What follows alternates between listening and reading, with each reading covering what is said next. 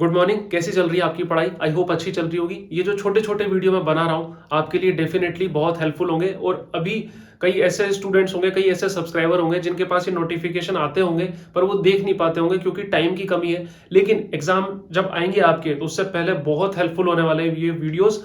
और मैं आपको अपनी बात बताता हूँ कि जब इनिशियल डेज में मैं वीडियोस डाला करता था तो 10 दिन तक, 12 दिन तक एक भी व्यू नहीं आया करता था मेरे इन वीडियोस पे। लेकिन अब ऐसा होता है कि मैं सुबह वीडियो डाल रहा हूँ 6 बजे, तो शाम आते आते तक 10 से 12, 15 व्यू आ जाते हैं। तो मेरे लिए बहुत बड़ा एक अचीवमेंट है। आप लोग जो प्यार और सपोर्ट कर रहे हैं उसके लिए बहुत बहुत थैंक यू। तो चलो बढ़ते हैं इस प्रॉब्लम की तरफ, इस क्वेश्चन की तरफ। इसको प्रॉब्लम नहीं रहने देंगे, क्वेश्चन ही बना रहने देंगे। जैसे कि आपने टाइटल देखा होगा कि ये दोनों दिखने में अलग अलग है लेकिन है सेम, इनका आंसर सेम आएगा। समझते हैं कैसे। अब जब मैं बोल रहा हूं कि सेम है तो चलो सिमिलैरिटी ढूंढ लेते हैं। तो हमने सिमिलैरिटी ढूंढना चालू किया। दोनों में ही आई करंट फ्लो हो रही है। सबसे पहले हमने ये देखा, मतलब हमें यहां पर इस जगह पर सेंटर पर यहां पर आपको मैग्नेटिक फील्ड निकालना है। तो मैग्नेटिक फील्ड निकालने के लिए आपको करंट चाहिए, करंट की वजह से तो मैग्नेटिक फील्ड बनेगा। तो करंट पे नजर पड़ी आपकी कि दोनों में आई करंट फ्लो हो रही है। दूसरी नजर पड़ी कि कुछ ये कॉइल जैसा बन रहा है, कुछ पिज्जा की स्लाइस जैसा बन रहा है और यहां पर एंगल 60 डिग्री है। दो सिमिलैरिटी मिल गई। तीसरी सिमिलैरिटी हमने देखी कि ये जो नीचे वाली कॉइल का कुछ हिस्सा दिख रहा है उसकी रेडियस आर है और दूर वाले की 2r रेडियस है। ऐसे ही इसकी रेडियस भी आर है और दूर वाले की 2r है। तो फिर डिफरेंस क्या है दोनों में? डिफरेंस ये कि दोनों अलग अलग कलर के बने हुए नहीं, इसके अलावा डिफरेंस ये है कि यहां पर करंट यहीं से जा रही है और ऐसे क्लोज लूप नहीं बना रही। इस तरीके से गई, इधर गई, इधर गई और यहां पर करंट एक क्लोज लूप बना रही है। दोनों में डिफरेंस ये है। तो अब जबकि मैंने बोल दिया है कि दोनों का मैग्नेटिक फील्ड जो बनेगा यहां पर सेम बनेगा, तो देखते हैं कैसे बनेगा। अब उसके लिए आपको कुछ कुछ चीजें पता होनी चाहिए। जैसे पहली चीज ये पता होनी चाहिए कि ये जो वायर जा रहा है, देखो ये जो वायर है यहां पर मेजरिंग पॉइंट है और उसी के अलोंग ये वायर हो गया। तो इस वायर की वजह से जो मैग्नेटिक फील्ड बन रहा होगा उसका असर यहां नहीं होगा क्योंकि ये जो पॉइंट है इस वायर की एक्सिस पे आ गया। तो इसका होना नहीं होना बात बराबर। ऐसे ही देखा कि ये वाला जो वायर है, चलो मैं नामकरण संस्कार कर देता हूं। मान लो मैंने नाम किया, यहां पर पॉइंट है कोई ओ, इसका भी सिमिलर नाम कर देते हैं पॉइंट ओ। और ये है ए, बी, सी और ये डी। तो ये जो वायर ए ओ है इसका कोई मैग्नेटिक फील्ड ओ पॉइंट पर नहीं आएगा।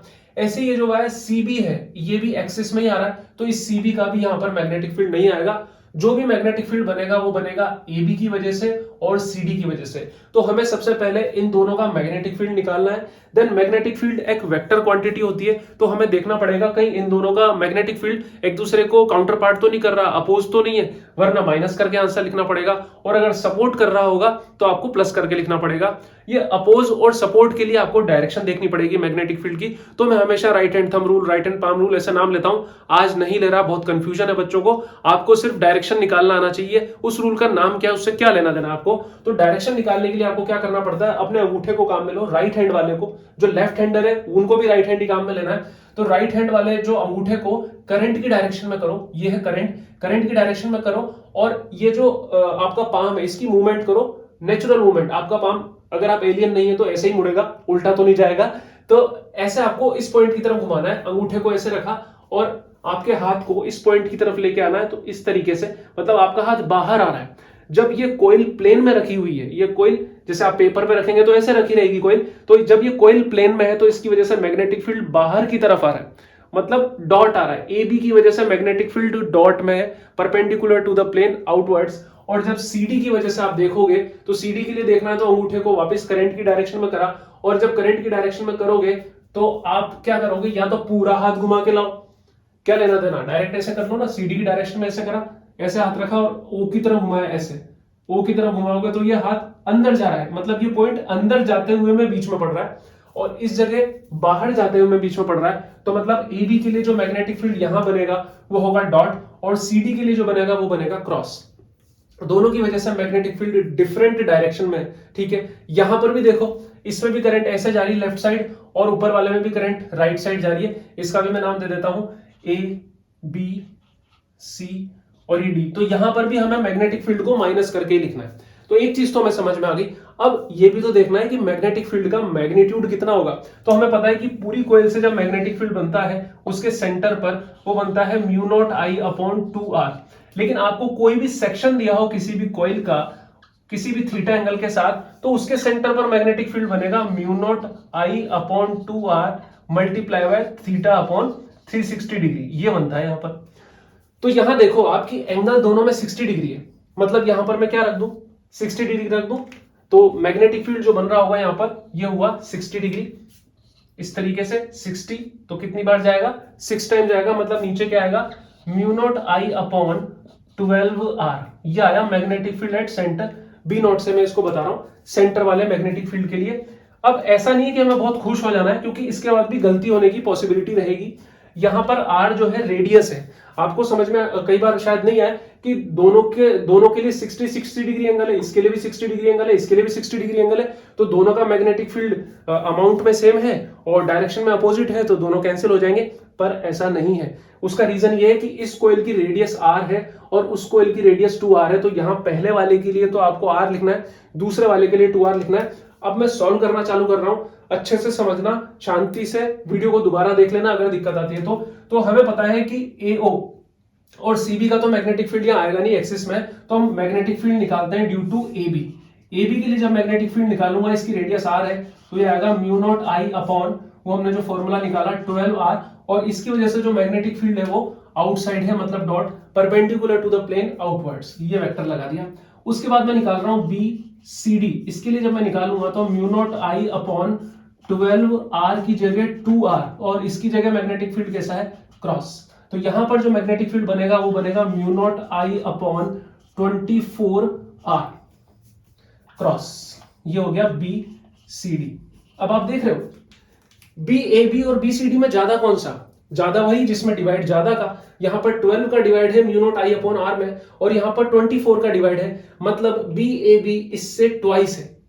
BAB में मतलब BCD में 2 का मल्टीप्लाई करोगे तब 2 बाय 24 12 घटेगा, तो मतलब ये ज्यादा है। तो आपको जब माइनस करना है तो किस में से माइनस करोगे, जब आपको नेट मैग्नेटिक फील्ड निकालना है, B नेट जब आप निकालोगे तो किस में से माइनस करोगे, BAB माइनस BCD करोगे, ऐसा ही करोगे।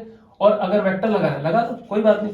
BAB कितना है, BAB है mu not I upon 12R minus, ये हुआ mu not I upon 24R, LCM क्या आएगा 24R ले लेते हैं, या पूरे के पूरे को कॉमन भी लिया सकता था, तो mu not I upon R को, तो 24R आपने कॉमन लिया तो 2 टाइम्स होगा, तो 2 mu not I minus mu not I minus 1, मतलब यहां तो म्यू नॉट आई बचेगा, सॉरी 24R का डिवाइड होगा तो म्यू नॉट आई बचेगा ऐसे, तो 2 mu not I minus mu not I बचेगा mu not I upon 24R, ठीक है। और क्योंकि हम वेक्टर लगा रहे हैं, जब वेक्टर लगा रहे हैं तो डायरेक्शन भी लिखनी पड़ेगी, तो ज्यादा वाले में से कब माइनस कर रहे हो, तो ज्यादा वाले की डायरेक्शन डॉट है, तो डॉट आएगा, मतलब फाइनली जो यहां मैग्नेटिक फील्ड बनेगा वो आउटसाइड वाला ही बनेगा, ये इसका आंसर है। तो समझ में आया होगा थोड़ा बहुत, तो ठीक है। अब इसके लिए देखते हैं, सारी कैलकुलेशन इसके लिए करते हैं, एक बार इसको देख लो, मैं मिटा रहा हूं। तो इसका आंसर मैं लिख देता हूं, पहले वाले का क्या आया, बी जो नेट आया ऊपर वो आया है mu not I upon 24R और डॉट का, इसमें से माइनस हो गया इसलिए आया डॉट वाला है। अब इसको सॉल्व करते हैं, देखो इसको सॉल्व कर रहे हैं तो अगेन यहां पर जो वायर है AD और CB, इसकी वजह से मैग्नेटिक फील्ड नहीं होगा, जो होगा AB की वजह से होगा और CD की वजह से होगा। AB अगेन इसी की तरह तो आंसर यही आएगा, CD अगेन इसी तरह तो आंसर यही आएगा, फिर से माइनस करेंगे फिर से आंसर क्या आएगा, यही आएगा। इसीलिए मैंने बोला था कि दिखने में अलग अलग है लेकिन है ये सिमिलर। और कब सिमिलर है, जब करंट सेम है और रेडियस का रेशियो सेम है। अब आप जैसा दिमाग में आ सकता है कि आप बोल रहे हो कि OA वायर का और CB वायर का कोई फर्क नहीं पड़ रहा, तो अगर इस क्वेश्चन में कुछ ऐसा दिया होता कि ये वायर घूम के ऐसे चला जाता आगे, तो भी क्या इसका आंसर यही आता, यस इसका आंसर यही आता, क्योंकि अगेन ये वायर इसकी एक्सिस में है। अगर यहां पर ये क्वेश्चन कुछ ऐसा होता कि करंट, लेकिन यहां तो बन नहीं सकता ना, क्योंकि करंट जब आई चल रही है तो फिर इसका क्या करें हम, तो यहां नहीं बनेगा, इसमें ही बन सकता है कि अगर एक्स्ट्रा कुछ वायर दिया होता तब भी आंसर यही आता। तो आई होप आपको ये वीडियो समझ में आया होगा, और मतलब आप काफी मेहनत कर रहे हैं लेकिन मोटिवेशन की भी काफी नीड रहती है, तो उसके लिए आपको क्या करना होगा कि थोड़ा सा ये जो मतलब एक्टिविटीज हैं जैसे कि आजकल बहुत सारी खबरें सुनने में आ रही है कोटा में। तो आपको क्या करना है कि थोड़ा सा सुबह उठ के एक्टिविटीज करें। जैसे संडे का दिन हो तो आप थोड़ा घूमने उमने निकलो, कान में ईयरफोन लगा के पार्क में घूमो, ईयरफोन लगा के रोड पे मत घूमना, वरना पीछे से कुछ आ रहा होगा, क्योंकि आप लोग बहुत तेज आवाज में सुनते हो गाने। तो आप कोशिश करें कि थोड़ा सा माइंड को रिलैक्स रखें। जब माइंड रिलैक्स रहेगा ना तो ही अच्छा आउटपुट आएगा, वरना अगर आप बहुत ज्यादा बर्डन ले लोगे ना तब कुछ भी होने वाला नहीं है। एक 2+2 भी आप 5 करके टिक कर दोगे। तो बस थोड़ा सा शांति से रखें, जो मिलना होगा जरूर मिलेगा। मेहनत करते रहे, अपने मेहनत पर भरोसा रखें और खुश रहें। Bye bye, thank you.